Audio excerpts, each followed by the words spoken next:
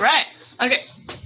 So we're going to talk about the ACT and SAT, kind of what the differences are between them, what constitutes a good score, how to practice, all of that. Okay, so here's the chart with some differences between the two tests. Most colleges will accept both.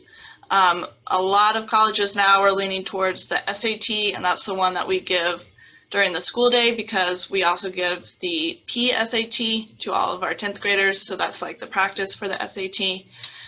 So a little bit of a difference. They have almost similar times, but the SAT is 3 hours without the essay, and then it's 50 additional minutes if you do the essay. The ACT is 2 hours, 55 minutes without the essay, and then an additional 45 minutes with the essay.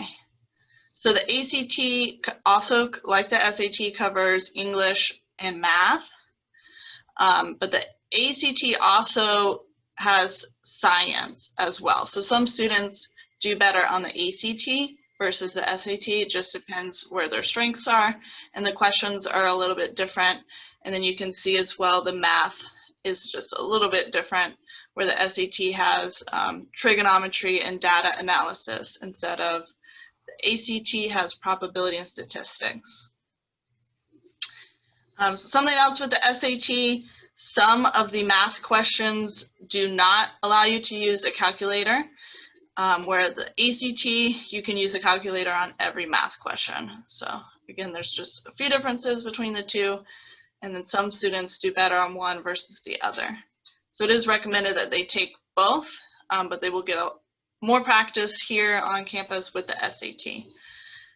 So, and the scores are a little bit different as well. And then the SAT goes through collegeboard.org, and they also do all of the like AP courses and exams. That's all College Board, where ACT is its own separate company and website.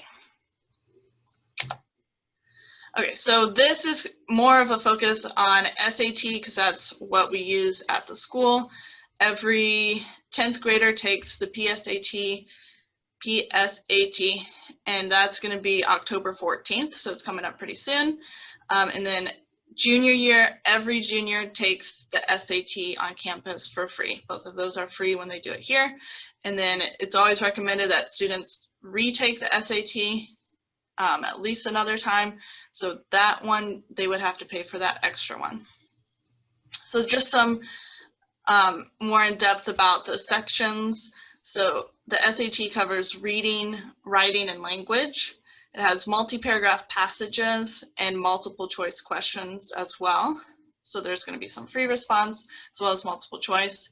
And then the math section, we kind of covered the subjects, but there's multiple choice questions as well as like free response questions. So they will be required to calculate different things and actually write out the numbers. They won't be able to guess on some portions. Okay, so this is usually what a student will receive is their score report. So it can be kind of confusing. So mostly they will have this 4-digit thing, and then it further breaks it up. So let me exit out of here and drag this over. Okay, so when you get the score report, you're going to see a total score. So this person's is a 1010. The highest score is a 1600. And then it will break it down by section. So a 490 is this person's evidence-based reading and writing. And then you can see off to the side here that they met that benchmark.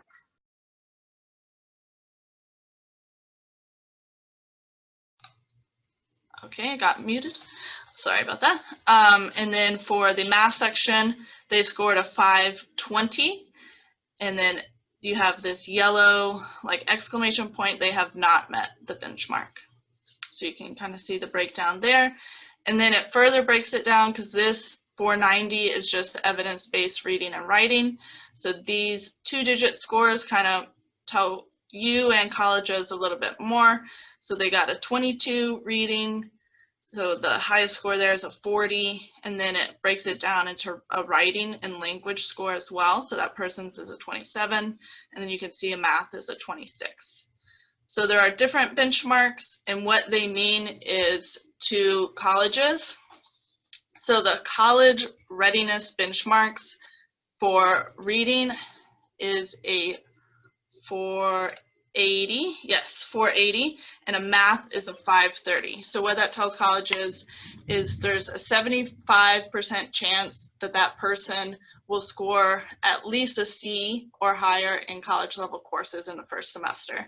So getting at least these benchmark scores tell colleges a lot of information. So I'm going to put, you will have this presentation, I'm going to put it on thecounselingblog.com. So you'll have all these links and kind of more in-depth information as well. Let's see. Go back to this. Okay, so a good score. So what a college is looking for is kind of national averages.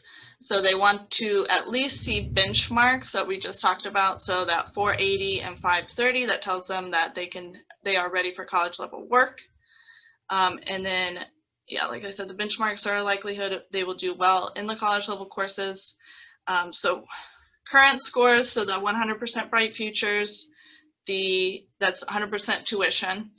Right now is a 1330. This changes sometimes every time legislation meets. So right now it is a 1330, and then I gave you some college scores as well. So the UF freshman 2019 class, their averages for the SAT were a 1330 to a 1460, and then UCF's average for the freshman 2019 class was also a 1330. So 1330 is a very good score. Okay, official practice is through Khan Academy. You can link your Khan Academy and your College Board's accounts. And since our students do the PSAT, once they've taken the PSAT and the scores have come out, they can start linking those accounts. And once they've taken the PSAT, that the Khan Academy, it will give them targeted practice. So whatever their weaknesses are, that's how they can practice. It will give them specific questions and feedback.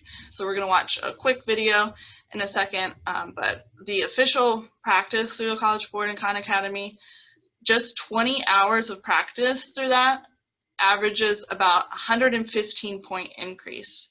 So just 20 hours of practice has a lot of gain for you guys. So definitely something that you all should be doing. If you've already taken the PSAT or the SAT, can link those test scores as well. And you get instant feedback when you're answering the questions. So let's watch this short video.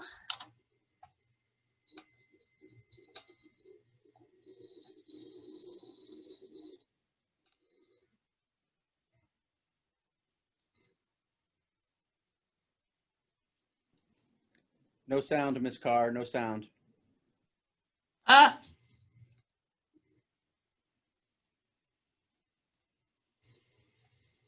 How do I do this now? I don't know. Oh, there we go.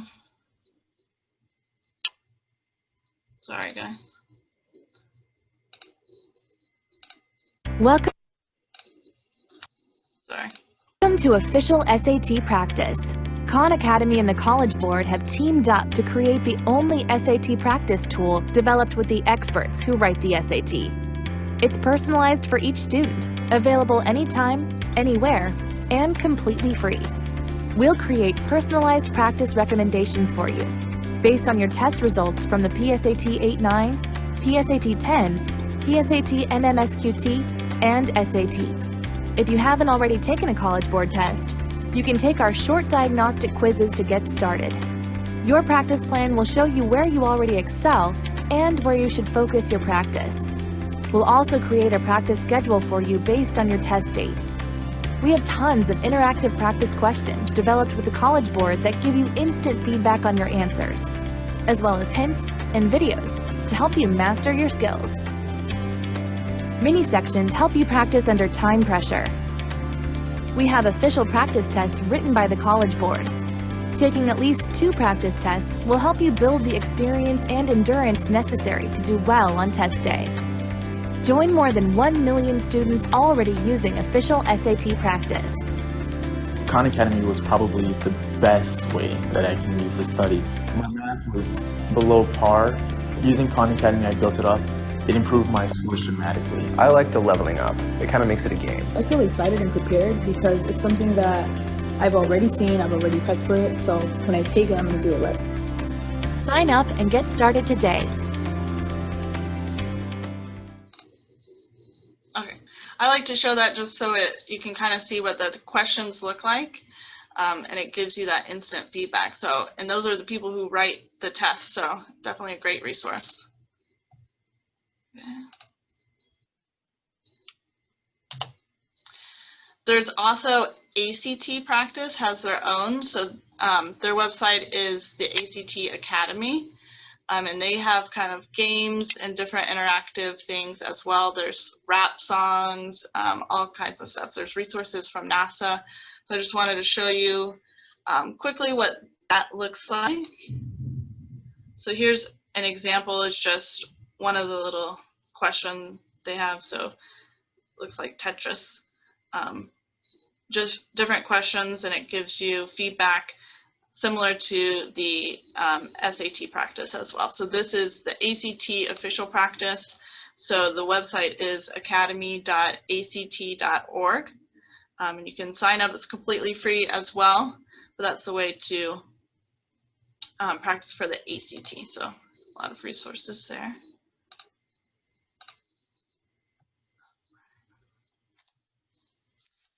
So a little bit about waivers. So if you are a student and you're on free or reduced lunch, or you are a parent and have a student who's on free or reduced lunch, they can take the SAT for free. You can also take the ACT for free as well. Most students, if you are on free reduced lunch, your College Board account should already be set up for you to just sign up for the courses, and you don't need a CS for a waiver code. But some students, for some reason, their account is not set up that way. So if you are on free reduced lunch and you do need a waiver, you could see your school counselor, and we can get you a waiver. And students who are eligible for the SAT or ACT fee waivers also get college application waivers as well. So College Board does a lot of amazing things for students who need kind of that aid. So if you need an SAT waiver or ACT waiver, see Miss Haley if you're a senior, or Miss Mackin if you're a junior. I have 10th graders, but if you need one now, let me know. All right. Didn't go. All right, what questions do you all have? All right, 1 second while I unlock the room. 1 second. All right. All right, everyone, if you would like to add chat, or if you would like to unmute and ask a question, now would be your chance.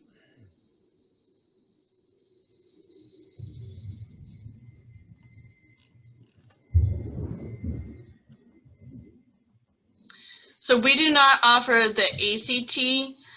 When I was in high school, that was the test that we did for free at the school. Now we've moved to the SAT.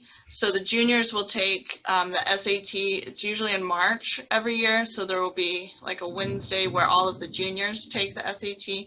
We don't offer the ACT at the school. So you would have to register for that on your own.